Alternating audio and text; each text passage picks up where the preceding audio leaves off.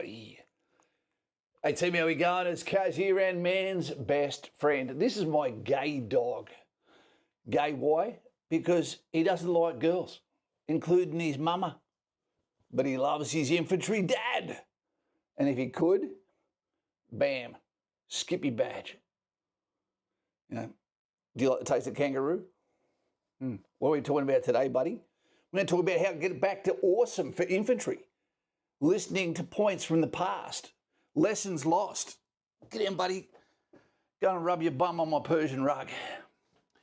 How are we going? It's I don't normally stream on Saturday, so I'm not expecting many people, but I've got to tell you, this is in response to conversations I've been having recently, and I don't understand what's going on with the Royal Australian Regiment, infantry, and unlike Islam, we're able to point out problems with our own, when it comes to bettering things. I'm not going to talk about techniques and procedures particularly, but we've got some points on here, for commanders, etc., that maybe they can listen to and think we need to get back to what soldiering is about. How do we look at our soldiers and actually see them get inspired, morale, want to stay, want to get promoted, and get jiggy with it? That's what we're going to be talking about today.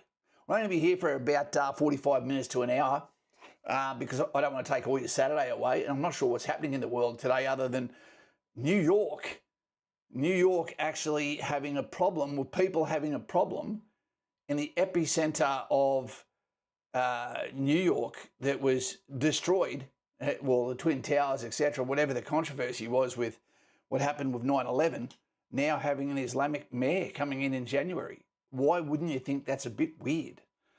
Anyway, we've got Matty. G'day, Matty. How you going, mate?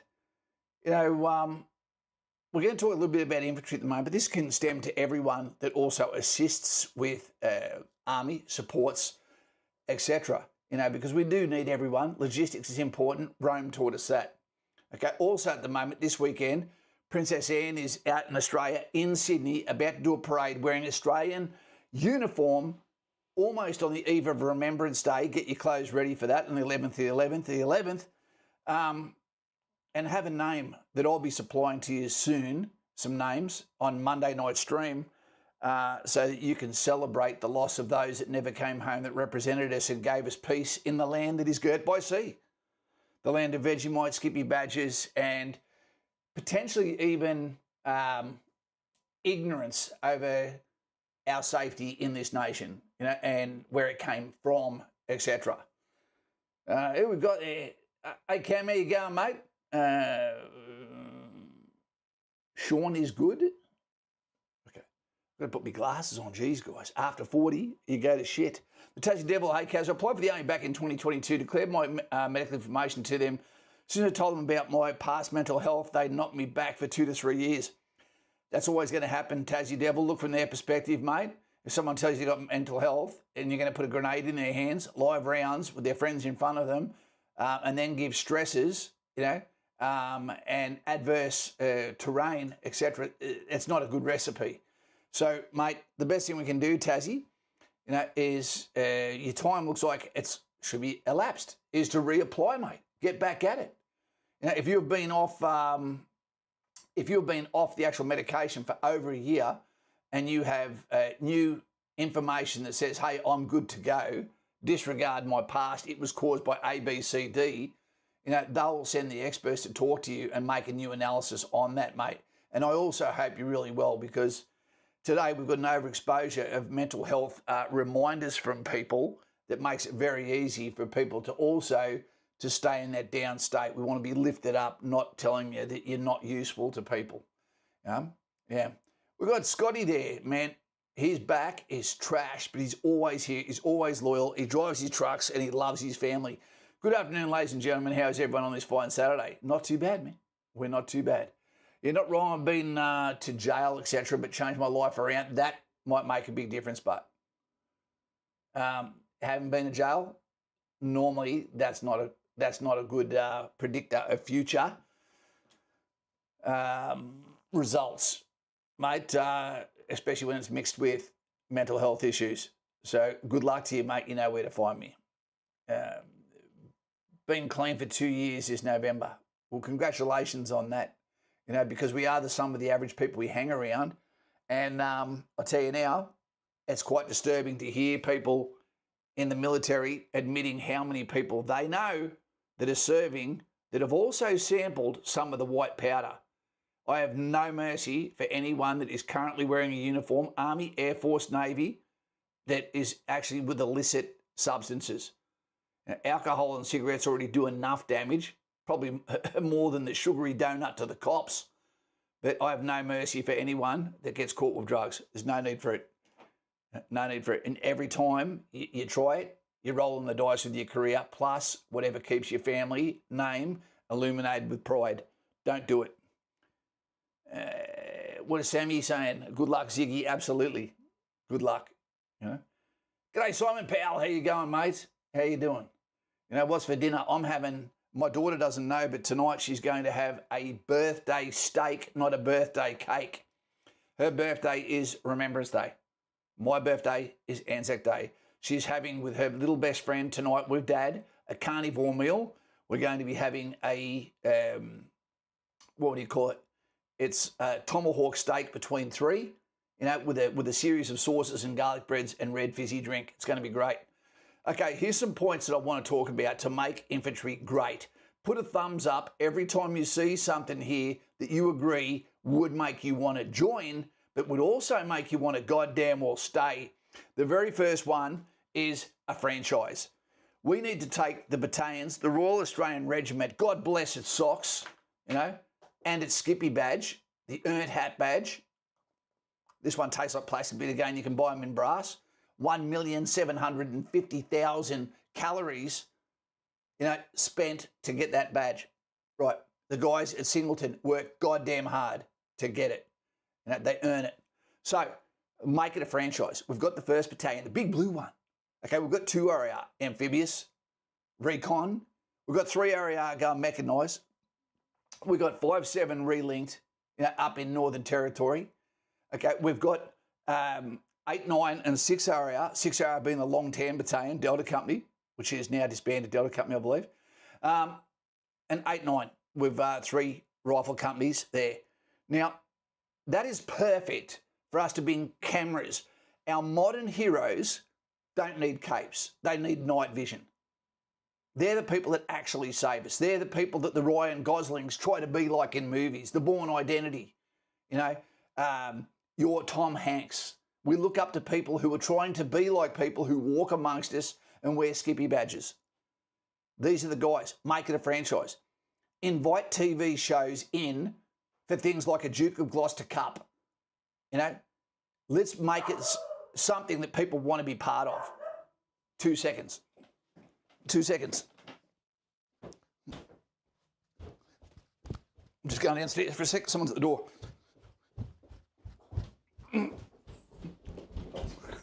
What's going on? No, come in. Good boy, do your job. Well done, mate. Was it a cat? Sorry, buddy. I'm coming, team. I thought there was someone at the door. The benefits of Bluetooth mics.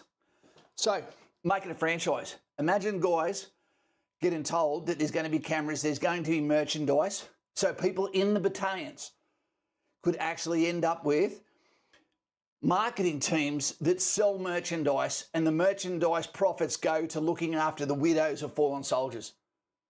Scholarships for their children. Where people in the street are wearing shirts from the 2nd Battalion, Men in Black. There's a girl that's got OnlyFans, the big blue one. What she wants as her motivation, as her icon. 3 RAR, you know, mech, formerly airborne, para. Righto? What better people look after, you know, the symbol of the Olympics, the disabled Olympics, than para? Paralysed Paralympics, you know, all of them wearing the maroon beret. What I'm saying is they could make an awesome hero set that means we end up with so many people that want to join the battalions and bring back the glory and make the people that wear night vision our heroes rather than celebrities, or make celebrities out of those that wear night vision. The secrecy that we have for our soldiers, there's no need for it. This OPSEC security, no putting people on Facebook, on Instagram. There should be laws for what happens if you fuck it up. But every battalion, every unit, that's worth following and its supporters should have a YouTube channel with authorised people like war pigs, how good they did. So people are looking at cutting edge, recruiting, and it costs nothing for defence, nothing. They can get rid of their PR team already. They're bullshit, they're shit. They're unmotivating cucks. Get the people that are making the content from the real characters that are going to be your friend, colleague, comrade when you get to the battalion. Make it a franchise. With that, the next point, staying in your battalion for life. Stop having someone that starts off in 2RR amphibious, then goes and does his sergeant's course and comes back to 3RR, and then goes his warrant officer's course and comes back to 8-9. You should be able to join in 2, and every time you go away, you come back and give your skills to 2RR. So you were born in the 2nd Battalion, your second birth, and then you live and bleed for the 2nd Battalion. So you can get tattoos for it instead of skulls. What else we've got here? SASR has a huge merchandise presence on Facebook. I didn't even know that. I didn't even know. See, I mean, the war pig identity is still there, even though they got linked. Yeah, it is. And the guy from War Pigs left the army anyway. Advertise more of the individual roles. Absolutely. What's happening, Kaz? Definitely got to apply more than one coat of contrast on the miniatures. Yeah, you do. You do, Baz. You do. At the moment, well, tomorrow, in between the daughter's birthday, this is the start of some of the other guys, but I'm planning on painting another 24. I went for contrast paints and express paints from Vallejo, and I'm going to go back to triple layers, mate. That's what I prefer, the highlighting method. Right, so staying in the battalions, right? So you're bringing back the evolution of your battalion, getting better and better and better. Your celebrity in that battalion gets higher and higher and higher. And that brings us back to listen for it. If you're a commander and you listen to this, stop destroying the regiment by trying to skill set people. Having people, for example, in 8-9, where 3 rifle companies are doing 3 different roles. Watermanship, another one doing mech or motorised, another one doing light. Everyone should be doing the same thing so they can replace each other on the battlefield, with operational tempo, and you don't have to keep going back and going, where are these guys at? Where are those guys at? Everyone does the same fucking thing. It's simple. It worked for decades and decades. All of the history that Australian infantry made was based on pretty much light infantry guys. And when you say, but what about the mechanised, etc.? Okay, listen. That's a week's training. That's all it is. Leave Cav in what they do best. Tactical drivers and commanders of those vehicles. Have the guys in the back that used to be 9 men that are down to 8 men. So they're not doing a dismounted tactics course and a mounted tactics course. Leave it light infantry. And then the battalions rotate through doing mechanised familiarisation with 3-4 Cavalry Regiment, for example, in Townsville, between 1RAR, 3RAR and 2RAR. Just because 2RAR's amphibious recon doesn't mean they can't do the week to 10 days familiarisation activities with 3-4 Cavalry Regiment. I know that 3RAR is going to be a dedicated mechanised tracked vehicles for the IMVs when they come through, the infantry IFVs, infantry fighting vehicles. I get it, But light infantry means that I can be, do the familiarisation on the APCs or equivalent IFVs, then I can go to Chinook, Black Hawk, I can go to Naval, dismount. I can do every single thing, and I don't need to do refresher training. I already know it. I don't need a course report for it. I don't need paperwork for it. All I need is to know what to do. 2 minutes out of getting out of the chopper, 2 minutes, 1 minute till we jump out, 30 seconds, hit the ground, get out, 2 to 3 paces, down. Okay, look out, keep your head down a little bit, keep the dust out of your eyes for the rotor wash, wait for it to dust off, and then get to the nearest bit of cover. That's what we do.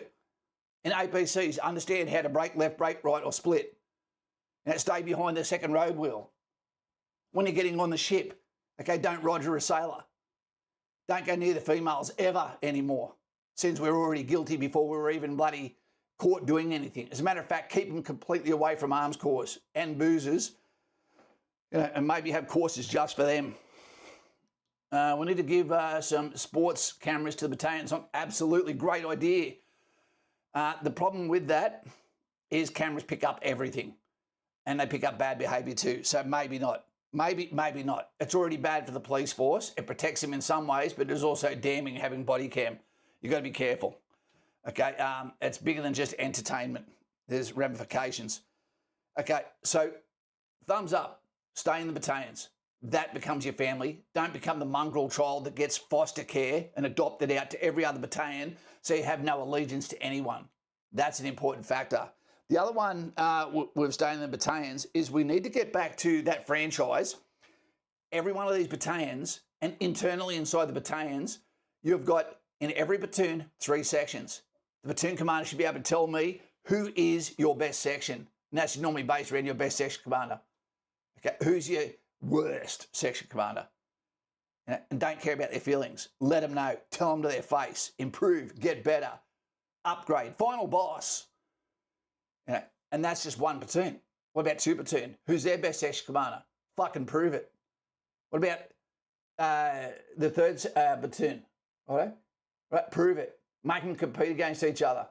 Okay, then make the worst platoons compete against the worst platoon from each battalion until you work out who is the best platoon, who is the worst platoon, and let them know who they are so they pick up their game. We used to have a thing that used to happen every single year, and it was the hardest thing, scariest thing, best thing. And that was the Mill Skills competition. That was when we used to have Alpha Company, Bravo Company, Charlie Company, Delta Company, all of them jam-packed. With so many soldiers, we had spillover that went to QEs, we had spillover that went to logistics, that went to dental, that went to pipes and drums, bands. We had so many people, you couldn't poke a stick. There were so many of them. And on top of that, we had the guard mounts as well. Admin company, support company. It was awesome. Right, so the Mill Skills means it was up to 40 stands. It went for 4 to 5 days. Platoon commanders and platoon sergeants stayed out of it, and they designed the